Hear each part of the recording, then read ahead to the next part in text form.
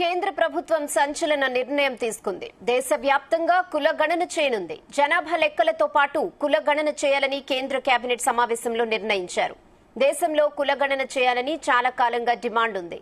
కాంగ్రెస్ అగ్రనేత రాహుల్ గాంధీ కూడా ఇదే డిమాండ్ చేస్తున్నారు. కేంద్ర కేబినెట్ ఆమోదం తెలపడంతో త్వరలోనే దేశవ్యాప్తంగా కులగణన జరగనుంది. ఇటీవలే తెలంగాణ అసెంబ్లీలో కూడా దేశవ్యాప్తంగా కులగణన చేయాలని తీర్మానం చేశారు.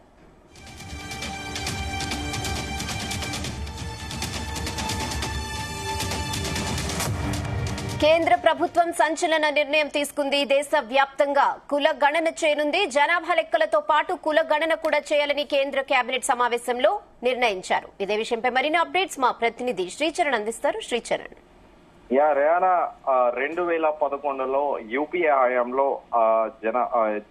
కాస్ట్ సెన్సస్ అనేవి జరిగాయి.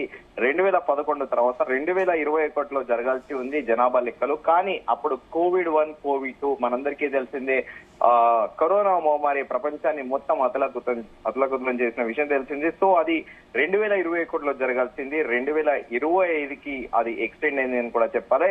దీంతో పాటు 2011లో అప్పటి సెన్సస్ ప్రకారము దేశంలో మొత్తము అప్పుడు 121.9 కోట్ల మంది పాపులేషన్, అలాగే హిందువులు 96.63 లక్షల మంది, అలాగే అంటే ఓవరాల్ గా 79.8% హిందువులు ఉండే, అలాగే ముస్లింలు 17.22 కోట్లు 14.2%, క్రిస్టియన్స్ 2.78 లక్షలు 2.3%, అలాగే సిక్కులు 2.8 లక్షలు 1.7%, బౌద్ధులు 0.84 అంటే 84 లక్షల మంది ఉండే దేశవ్యాప్తంగా 0.7% ఉండే, అలాగే జైన్స్ 45 లక్షలు 0.4%, ఇతర మతాలు అలాగే వారందరూ కూడా కలిసి 0.79 లాక్స్ అంటే 7% కొన్ని. దాంట్లో 0.29 29 లక్షల మంది 0.2% వాళ్ళు తమ మతం ఏంటి, తమ మతము కులం ఏంటి దాని గురించి ప్రస్తావించలేదు. 2011 జనాభా లెక్కల ప్రకారము భారతదేశంలో ముందుగా అనుకున్నట్టు మొత్తం జనాభా 121.9 లక్షలుగా ఉండేది.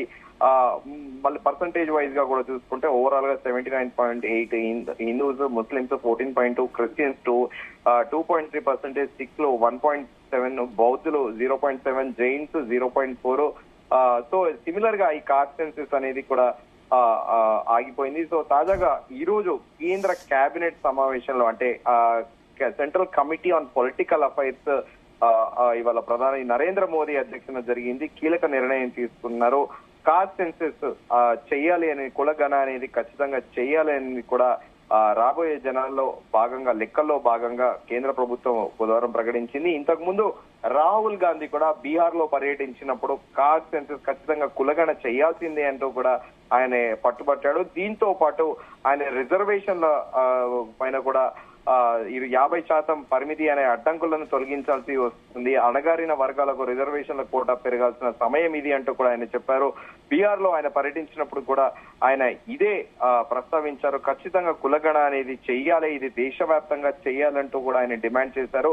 ఈ మేరకు తెలంగాణ ప్రభుత్వం కూడా అసెంబ్లీలో తీర్మానం కూడా చేసింది కులగణకి. సో రాహుల్ గాంధీ తెలంగాణ ప్రభుత్వానికి కూడా అభినందనలు తెలిపారు. సమాజంలో నిజ స్వరూపాన్ని, అన్ని వర్గాల న్యాయాన్ని బేరీజు వేసేందుకు తెలంగాణ రాష్ట్రంలో తమ కాంగ్రెస్ ప్రభుత్వం చేపట్టిన చర్యలు అభినందనీయమని రాహుల్ గాంధీ ప్రశంసించారు.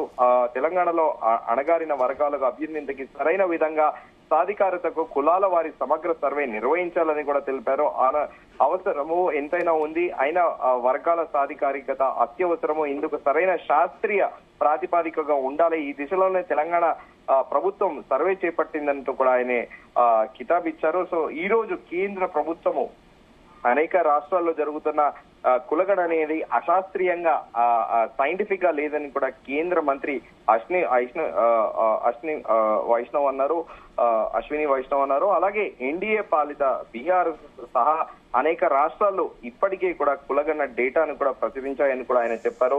కులగణను రాబోయే జనాభా లెక్కల్లో ఖచ్చితంగా కూడా కాస్ట్ సెన్సస్ చేసి అది పబ్లిక్ డొమైన్ లో పెట్టాలని కూడా ఈ రోజు రాజకీయ వ్యవహారాల కేబినెట్ కమిటీ నిర్ణయించిందని కూడా కేంద్ర మంత్రి అశ్విని వైష్ణవ్ కొద్దిసేపటి కింద ప్రెస్ కాన్ఫరెన్స్ లో కూడా తెలిపారు. Okay Sricharan, thanks for the updates.